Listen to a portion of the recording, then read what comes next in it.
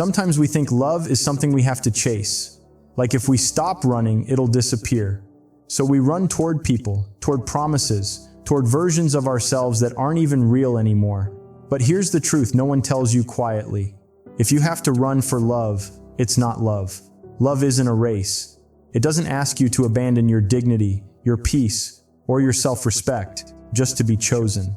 Real love doesn't hide behind confusion or make you feel small for wanting clarity. This talk isn't about giving up on love. It's about stopping the chase that drains your soul.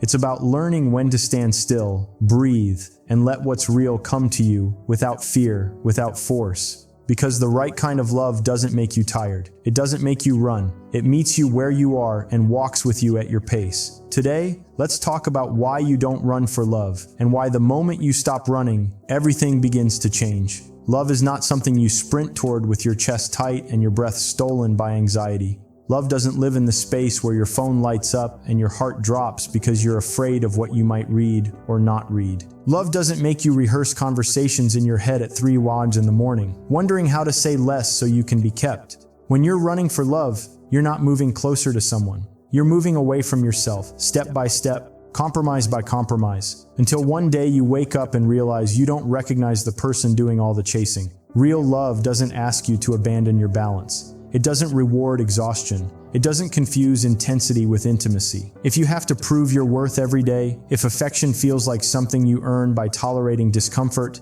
then what you're calling love is actually survival dressed up as romance. People confuse adrenaline with connection because adrenaline feels alive. But love is quieter than that. Love is steady. It doesn't need you to perform. It doesn't test how much pain you can handle before you leave. It sits with you in silence without making you feel invisible.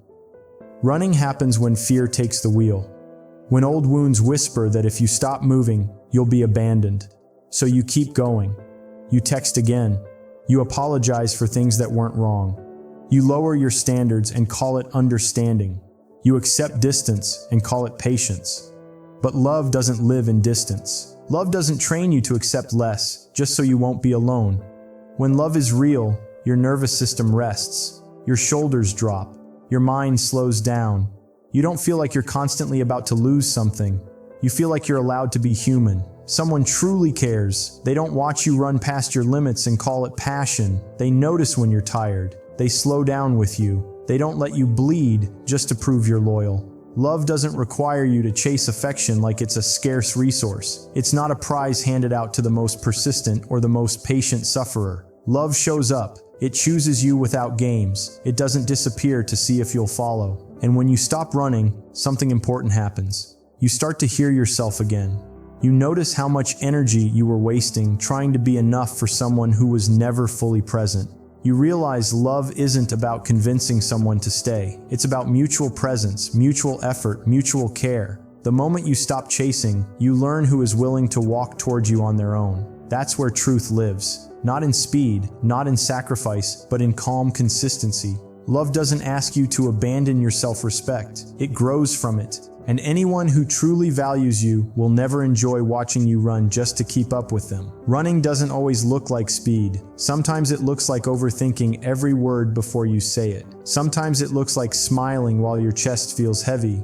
Sometimes it looks like staying quiet because you're afraid honesty will cost you connection. We tell ourselves we're trying harder, that we're being patient, that love requires effort. But deep down we know the truth. What we call effort is often fear wearing a convincing mask. Fear of being alone. Fear of not being chosen. Fear of reliving an old loss that never really healed. So we move faster. We give more. We explain ourselves again and again, hoping clarity will finally make someone stay. But fear doesn't build love. Fear builds distance inside you. It teaches you to abandon your needs before anyone else can reject them. It convinces you that if you just push a little more, bend a little further, silence yourself a little longer, you'll finally be safe. But safety doesn't come from exhaustion. It comes from trust. And trust can't grow where fear is driving every decision. When you're running from fear, you mistake anxiety for chemistry.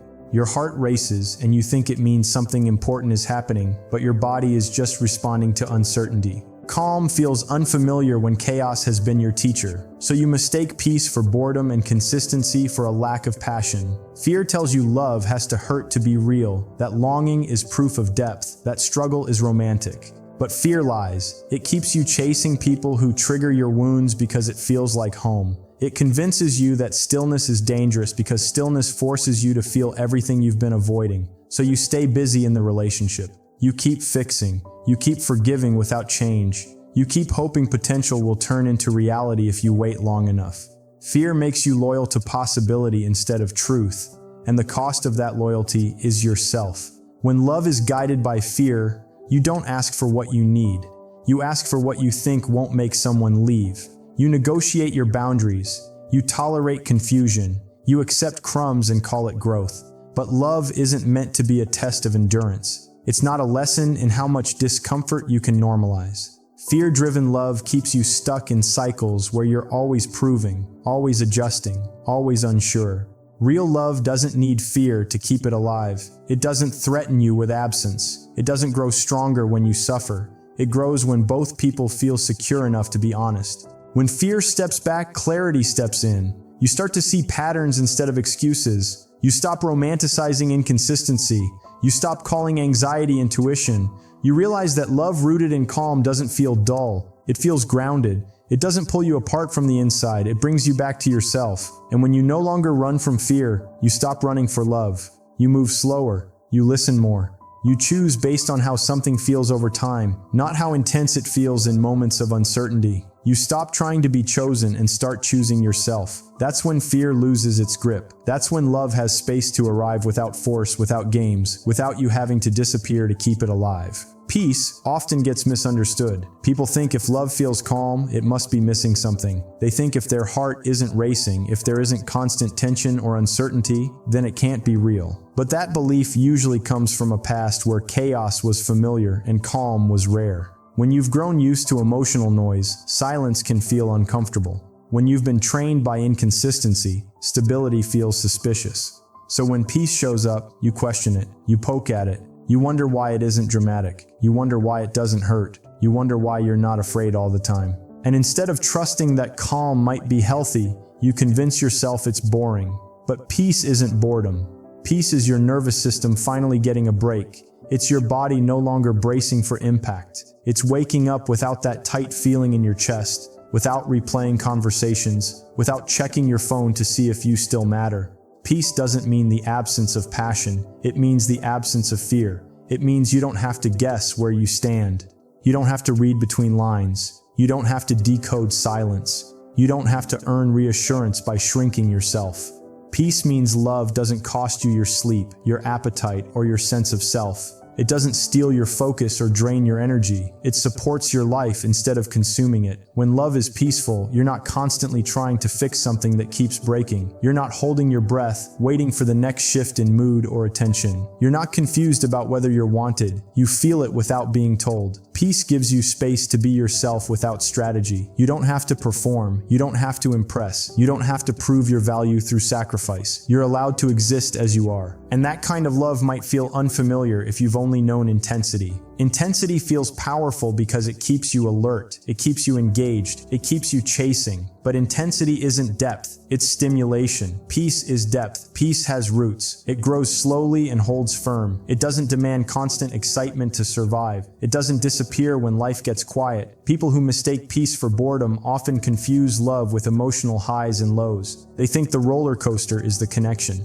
But over time, that ride wears you down. It teaches your body to associate love with stress. It convinces you that anxiety is attraction. So when someone offers consistency, your system doesn't know how to receive it. You look for the problem. You wait for the drop. You feel restless because you're not being triggered. But healing changes your definition of excitement.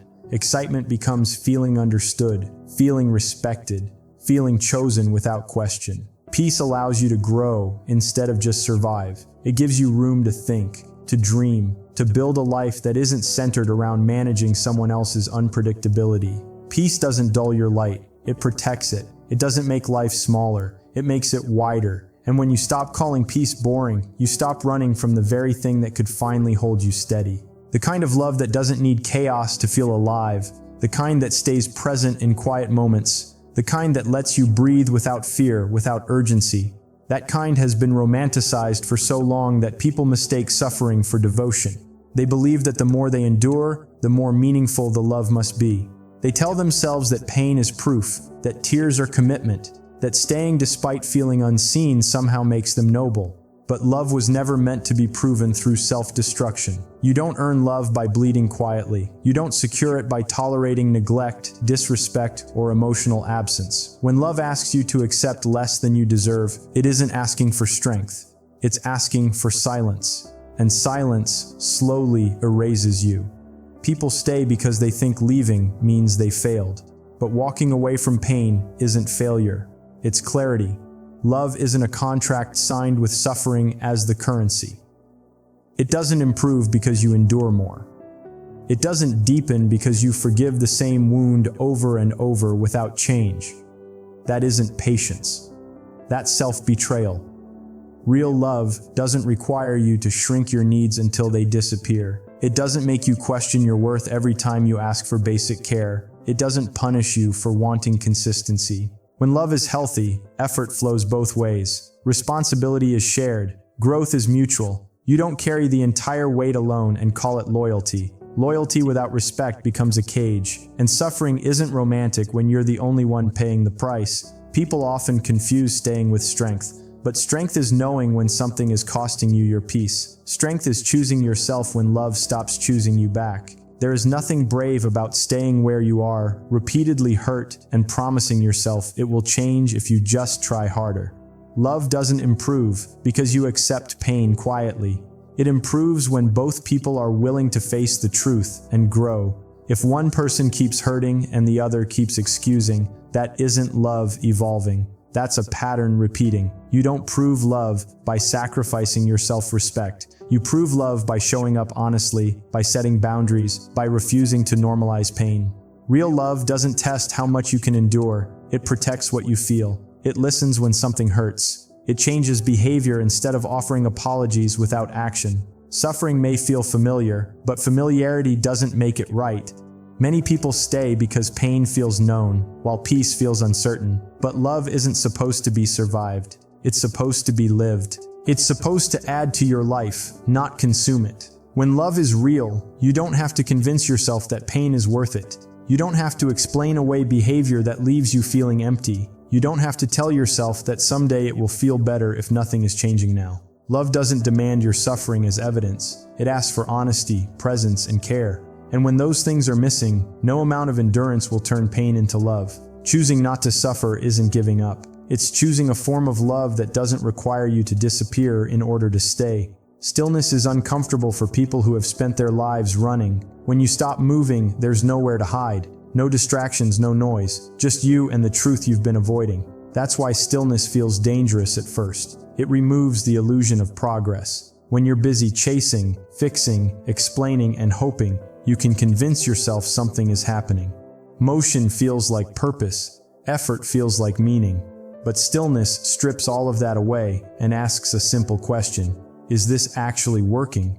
In stillness, you begin to notice patterns instead of promises. You notice how often words don't match actions. You notice how your body reacts before your mind tries to justify things. You notice the tension you've been calling love. Stillness doesn't lie. It doesn't rush to make excuses. It doesn't soften reality to protect your feelings. It shows you exactly where you stand. And that can be terrifying when you've built your identity around trying to be enough. When you stop running, you hear your own voice again. Not the voice that negotiates, not the voice that apologizes for existing, but the quiet one underneath that knows when something feels wrong. Stillness teaches you the difference between missing someone and missing the idea of them. It shows you whether love is mutual or just familiar. When everything slows down, you can feel whether effort is shared or one-sided. You can feel whether care is present or conditional. Stillness reveals whether someone moves toward you when there's nothing to chase, and that truth is powerful. Many people fear stillness because it threatens the fantasy. If you stop moving, you might have to accept that what you're running for isn't running toward you. You might have to grieve what you hoped it would become. But grief is cleaner than confusion. Pain with truth heals faster than hope without evidence. Stillness gives you clarity, and clarity gives you choice. You stop reacting and start deciding. You stop confusing attention with affection. You stop mistaking longing for love. In stillness, you realize how much of your energy was being spent managing uncertainty. You realize how heavy it was to constantly wonder where you stand. And you also realize how light it feels when you don't have to wonder anymore. Stillness doesn't mean doing nothing. It means not forcing what isn't flowing. It means allowing space for reality to show itself without interference. It means trusting that what's real will remain present without being chased. Stillness teaches patience, not the kind that waits in pain, but the kind that observes without attachment. It teaches you to sit with discomfort without trying to fix it immediately. And in that space, truth rises naturally. You see who reaches out when you stop initiating. You see who listens when you stop explaining. You see who stays when you stop performing. Stillness isn't passive, it's intentional, it's a boundary, it's choosing awareness over illusion. And once you experience the clarity that stillness brings, running no longer feels brave. It feels unnecessary. Because when love is real, it doesn't disappear in the quiet. It becomes clearer. It becomes steadier. It becomes something you don't have to chase, something you don't have to question, something that meets you fully when you finally stop moving and allow yourself to see what has been there all along.